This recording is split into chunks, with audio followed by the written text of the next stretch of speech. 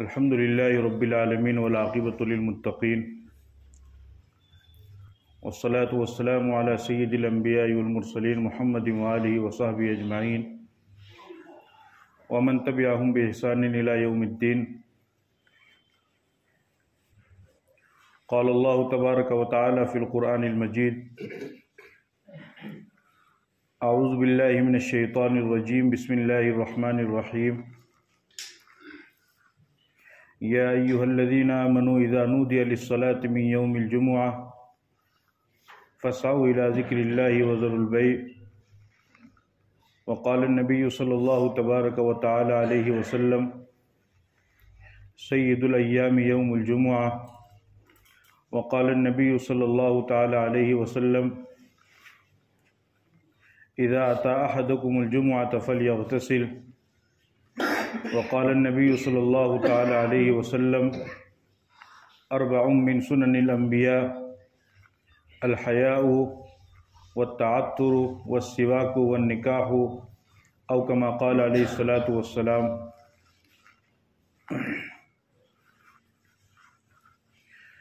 میرے محترم بزرگوں اور دوستو، جیسا کہ آپ سب حضرات کو معلوم ہے کہ آج کا دن جمعۃ المبارک کا دن ہے اور اس دن کی احادیث کے اندر بڑی فضیلت آئی ہے۔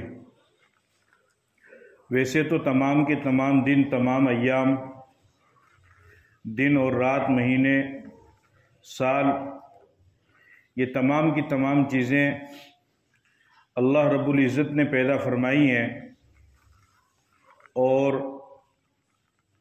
ہر ایک کے اندر کچھ نہ کچھ خوبی اور کچھ نہ کچھ صفت ہے اور کوئی عیب والی چیز نہیں ہے، کسی میں کوئی نحوست نہیں ہے، بلکہ ہر چیز کو اللہ رب العزت نے اپنے اعتبار سے ٹھیک اور صحیح سالم بنایا ہے۔ اسی طریقے سے بہت ساری چیزیں ایسی ہیں کہ جن کو اللہ تعالیٰ نے فضیلت عطا فرمائی ہے۔ جس طریقے سے سال کے 12 مہینے ہوتے ہیں، سال کے 12 مہینوں میں رمضان المبارک کو فضیلت حاصل ہے اور رمضان المبارک کا مہینہ سال کے 12 مہینوں میں سب سے افضل اہمیت اور عظمت والا مہینہ ہے۔ اسی طریقے سے ہفتے کے جو 7 دن ہوتے ہیں، ان 7 دنوں میں جمعے کا دن سب سے زیادہ عظمت، برکت، رفعت، اہمیت اور فضیلت کا حامل دن ہے اور اس کی اہمیت اور فضیلت خود حدیث پاک کے اندر نبی کریم صلی اللہ علیہ وسلم نے ارشاد فرمائی۔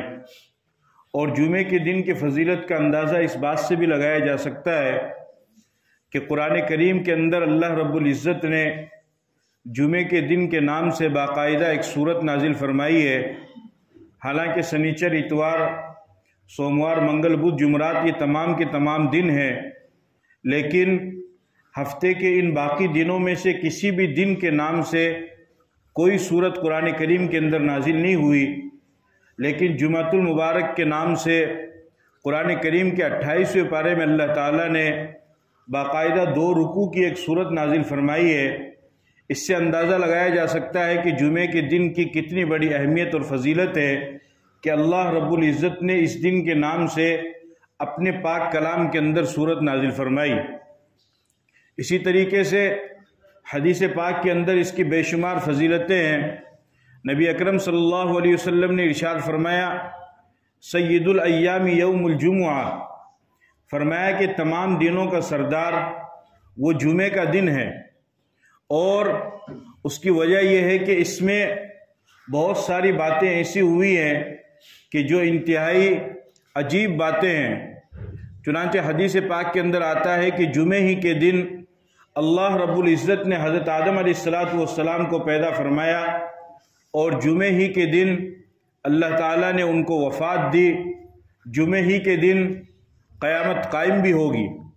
اسی لیے حدیث پاک کے اندر آتا ہے کہ جب جمعے کا دن آتا ہے تو تمام جاندار فرشتے، ملائکہ، وہ تمام کے تمام ڈرتے ہیں کہ کہیں ایسا نہ ہو کہ آج کا جو جمعے کا دن آنے والا ہے یہ قیامت کا دن نہ ہو، تو قیامت جو قائم ہوگی وہ بھی جمعے ہی کے دن قائم ہوگی۔ اور ظاہر سی بات ہے جب اس دن کی اتنی بڑی فضیلت ہے، اتنی بڑی اہمیت ہے، تو پھر اس دن کے کچھ احکامات بھی ہوں گے۔ علماء کرام نے ان احکامات کو بھی بیان فرمایا ہے۔ چنانچہ فرمایا کہ جمعے کے دن کی بے شمار سنتیں ہیں، ان سنتوں میں سے ایک سنت ہے جمعے کے دن غسل کرنا۔ ویسے تو مسلمان کے اوپر غسل اس وقت فرض ہوتا ہے کہ جب وہ جنابت کی حالت میں ہو، ناپاکی کی حالت میں ہو۔ ناپاک ہو جانے کے بعد پھر مسلمان کو فوراً پاکی حاصل کرنا اور غسل کرنا اس کے لیے ضروری ہے۔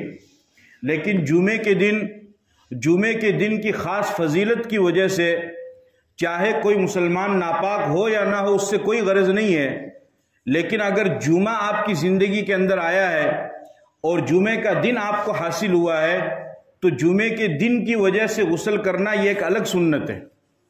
اور اس کے بارے میں خود حدیث پاک کے اندر آپ صلی اللہ علیہ وسلم نے فرمایا اذا اتی احدکم الجمعۃ فلیغتسل، کہ جب تم میں سے کوئی جمعے کی نماز پڑھنے کے لیے آئے تو اسے چاہیے کہ وہ غسل کرے۔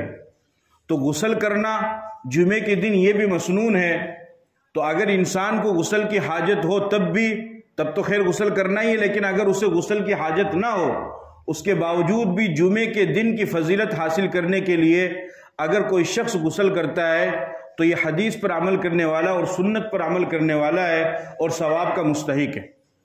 اسی طریقے سے فرمایا دوسری سنت غسل کے جمعے کے دن کی یہ ہے کہ انسان عمدہ اور اچھا لباس پہنے۔ اور ویسے بھی جمعہ تو خیر ایک نماز ہے، لیکن جمعے کے علاوہ بھی اگر انسان نماز پڑھنے کے لیے آتا ہو تو اسے چاہیے کہ وہ اچھا اور عمدہ لباس پہن کر کے نماز پڑھنے کے لیے آئے۔ قرآن میں اللہ تعالیٰ نے فرمایا یا بنی آدم خذوا زینتکم عند کل مسجد، کہ اے ابن آدم نماز کے وقت میں اپنے آپ کو سنوارو، صاف ستھرا کر کے نماز پڑھنے کے لیے آؤ۔ چونکہ آپ خود جانتے ہیں کہ جب انسان دنیا کی کسی معمولی انسان کے پاس میں جاتا ہے، دنیا کے کسی بڑے آدمی کے پاس، صدر کے پاس جاتا ہے، تو بن سنور کر کے، سج کر کے، تیار ہو کر کے جاتا ہے، تو اللہ رب العزت وہ تو احکم الحاکمین ہے، وہ تو بادشاہوں کا بادشاہ ہے، اور مسجد اس کا دربار ہے۔ جب اس کے دربار میں انسان آئے تو اسے کتنا زیادہ بن سنور کر کے اور سج کر کے اور تیار ہو کر کے اور صاف ستھرا ہو کر کے آنا چاہیے، اس کا اندازہ آپ خود لگا سکتے ہیں۔ اس لیے فرمایا کہ جمعے کے دن چاہیے کہ وہ عمدہ لباس پہنے۔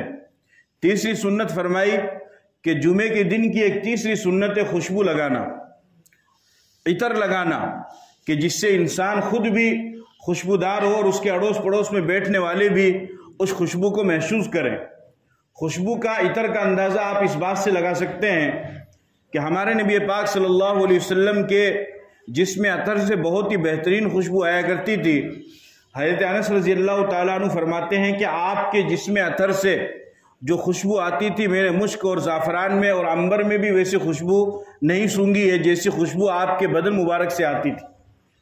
اور اتنی زیادہ خوشبو ہمارے نبی کے جسم سے آتی تھی کہ جب آپ کسی رستے سے یا گلی سے گزرتے تو بعد میں آنے والا شخص اس خوشبو سے محسوس کر لیتا کہ پیغمبر یہاں سے گزرے، لیکن اس کے باوجود بھی آپ علیہ الصلوۃ والسلام کثرت سے خوشبو استعمال کیا کرتے تھے اور کثرت سے عطر استعمال کیا کرتے تھے۔ خوشبو لگانے والے انسان، خوشبودار انسان دوسروں کو بھی اچھا لگتا ہے اور اس کے قریب لوگ بیٹھتے بھی ہیں، اور بدبودار انسان وہ خود کے لیے بھی نقصان دہ اور دوسروں کے لیے بھی نقصان دہ، اور کوئی اس کو اپنے قریب میں بٹھاتا بھی نہیں ہے۔ تو خوشبو لگانا، عطر لگانا، صاف ستھرا رہنا، یہ اسلام کی تعلیم ہے، یہ پیغمبر کی سنت ہے۔ بلکہ حدیث پاک کے اندر تو یہاں تک آتا ہے، اللہ کے نبی صلی اللہ علیہ وسلم نے ارشاد فرمایا اربع من سنن الانبیاء، کہ 4 چیزیں ایسی ہیں جو تمام پیغمبروں کی سنت ہے، تمام پیغمبروں کی سنت، یعنی آدم علیہ السلام سے لے کر کے ہمارے نبی پاک صلی اللہ علیہ وسلم تک جتنے بھی پیغمبر گزرے ہیں ان تمام پیغمبروں کی سنت ہے۔ تو گویا کہ اگر کوئی مسلمان ان 4 چیزوں پہ عمل کرتا ہے تو وہ صرف 1 یا 2 یا 3 نبی نہیں بلکہ 1.25 لاکھ پیغمبر کی سنت پر عمل کرنے والا ہے۔ تمام پیغمبروں کی سنت پر عمل کرنے والا ہے۔ وہ چیزیں کیا ہے؟ آپ علیہ الصلوۃ والسلام نے ارشاد فرمایا، ان میں سے پہلی چیز فرمائی الحیاء، حیا کرنا، شرم کرنا، یہ پیغمبر کی سنت ہے۔ جتنے بھی پیغمبر گزرے ہیں تمام کے تمام با حیا پیغمبر تھے، کوئی بے حیا نبی نہیں آیا۔ بے شرم کو اللہ پاک کبھی بھی نبوت عطا نہیں فرماتے ہیں۔ جتنے بھی پیغمبر آئے وہ حیادار آئے ہیں، وہ شرم والے آئے ہیں۔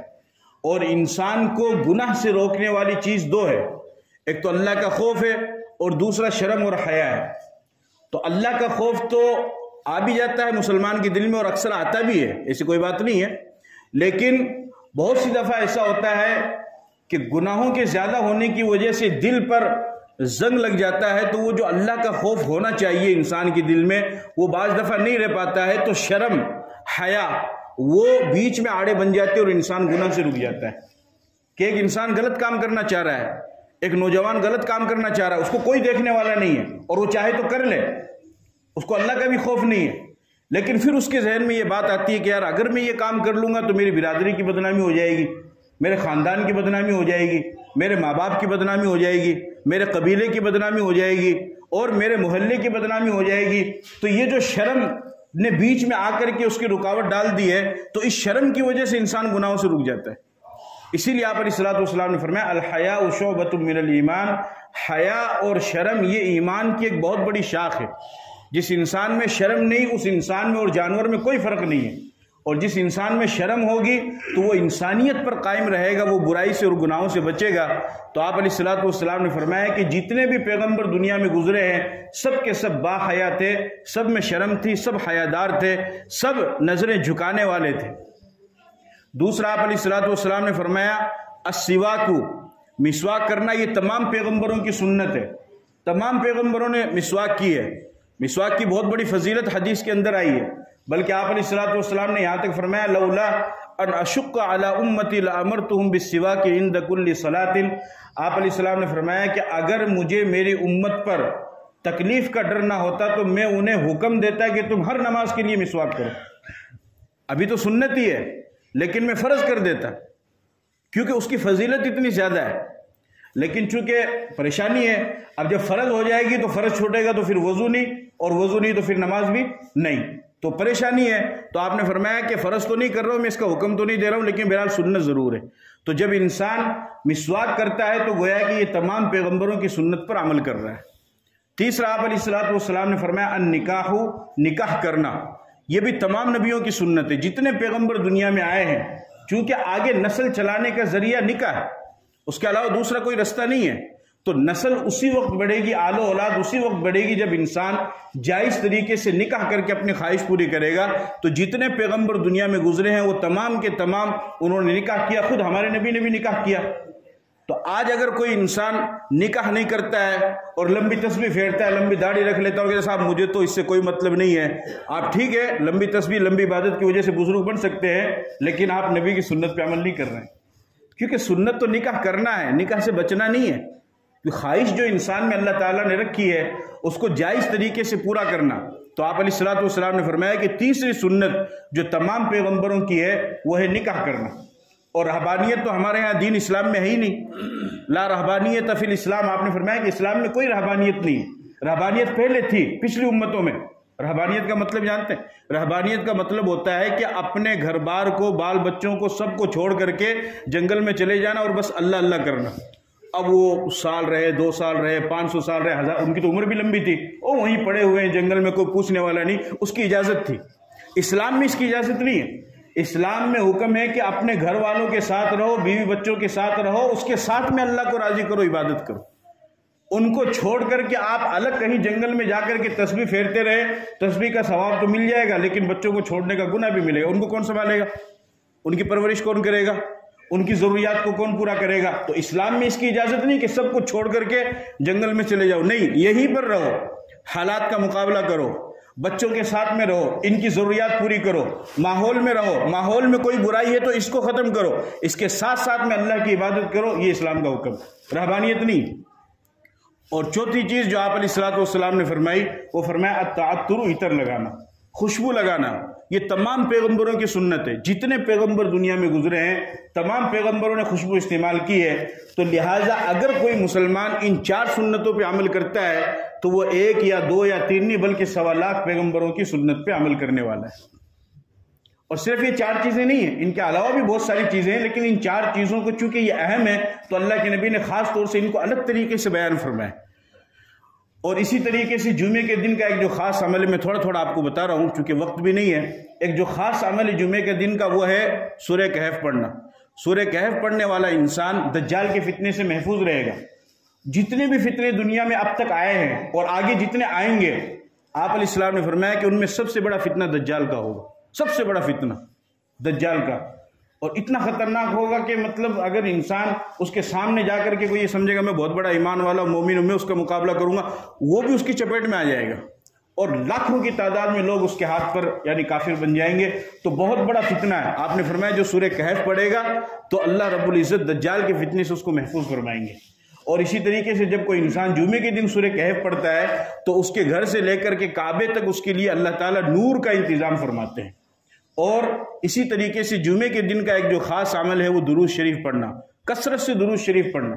آج جو ہم بچے ہوئے ہیں نا تو اس میں ٹھیک ہے بہت سارے بزرگوں کی بزرگی بھی شامل ہے، لیکن صحیح بات آپ کو میں بتاؤں تو آج جو ہم اس کنڈیشن میں ابھی ہیں اور جیسے حالات ہماری آنکھوں کے سامنے ہیں اور جتنی زیادہ نافرمانی میں جانے کے بعد بھی ہم اگر بچے ہوئے ہیں تو یہ صرف اور صرف ہمارے نبی کی دعا کی بدولت ہے.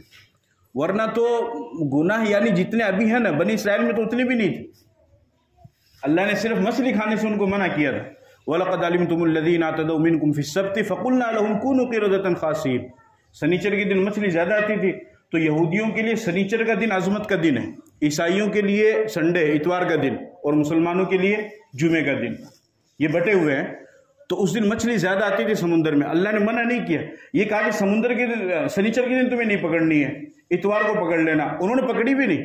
انہوں نے کیا کیا، چھوٹا سا ایک حوض بنا لیا. اب جب سنیچر کے دن مچھلی زیادہ آتی تو اس حوض میں چلی جاتی اور اتوار کے دن جا کر کے اس کو پکڑتے تھے اور اپنے خیال میں سمجھتے تھے کہ ہم نے اللہ کی نافرمانی کی نہیں کی ہے.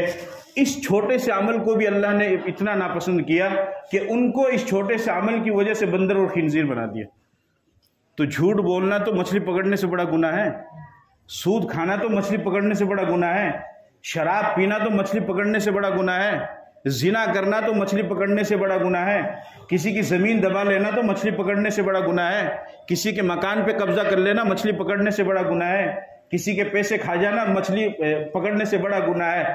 لیکن اس کے باوجود بھی سارا کام ہو رہا ہے، ساری نافرمانی ہو رہی ہے، اس کے باوجود بھی نہ تو آسمان سے آگ آ رہی ہے، نہ زمین پھٹ رہی ہے، نہ سمندر آ رہا ہے، نہ اللہ کی طرف سے کوئی عذاب آ رہا ہے. ساری نافرمانی ہونے کے باوجود آرام سے کھا رہے بھی، آرام سے سو رہے بھی ہے، آرام سے نیند بھی آ رہی ہے، آرام سے اپنے کام بھی کر رہے ہیں. تو یہ میرے نبی کی دعا کی برکت ہے. اگر ان کی دعائیں ہمارے ساتھ شامل حال نہ ہوتی تو ہم پھر آج اس کنڈیشن میں نہیں رہ پاتے. آپ نے دعا کی کہ اللہ میری امت پر ایسے ظالم کو مسلط نہ کرنا جو ایک ساتھ ان سب کو ہلاک کر دے. الگ الگ تو پریشانی آئے گی لیکن ایک ساتھ ہلاک کر دے ایسی انشاءاللہ کبھی نہیں ہوگا. تو ہمیں کثرت سے درود شریف پڑھنا ہے. حدیث میں آپ علیہ السلام نے فرمایا من صلی علیہ واحدۃ صلی اللہ علیہ عشر صلوات، کہ جو ایک مرتبہ مجھ پر درود شریف پڑھے گا اللہ تعالیٰ 10 مرتبہ اس پر رحمت نازل فرمائیں گے. اور فرمایا ان اول الناس بی یوم القیامت اکثرهم علی صلاۃ، کہ قیامت کے نفسا نفسی کے عالم میں میرے جو سب سے زیادہ قریب ہوگا وہ شخص ہوگا جو کثرت سے میرے اوپر درود شریف پڑھے گا. فرمایا ان للہ ملائکۃ سیاحین فی الارض، کہ اللہ تعالیٰ نے ڈیوٹی لگا رکھی ہے، فرشتے زمین میں گھومتے ہیں، جو کوئی بھی درود پڑھتا ہے تو جب آپ یہاں جنی مسجد میں بیٹھ کر کے درود شریف پڑھیں گے تو فرشتہ یہاں سے آپ کے درود کو لے گا اور مدینے میں جائے گا اور پیغمبر کو جا کر کے بتلائے گا کہ اے اللہ کے نبی آپ کے فلاں امتی نے نول گڑھ کی جنی مسجد سے آپ کے لیے اتنا درود بھیجا ہے. آپ سوچو کتنی خوشی کا آپ اظہار فرمائیں گے. تو درود ایک تو ابراہیمی ہے جو اپنی نماز میں پڑھتے ہیں اللہم صلی علی محمد، وہ تو لمبا ہے، اور اگر وہ نہ ہو تو صلی اللہ علیہ النبی الامی، معمولی سا کوئی مشکل بھی نہیں، صلی اللہ علیہ وسلم.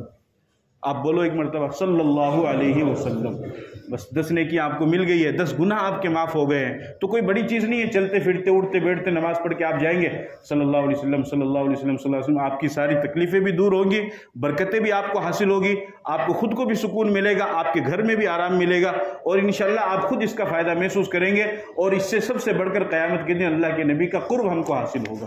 اللہ تعالی ہم کو عمل کرنے کی توفیق عطا فرمائے۔ وآخر دعوانا الحمدللہ رب العالمین۔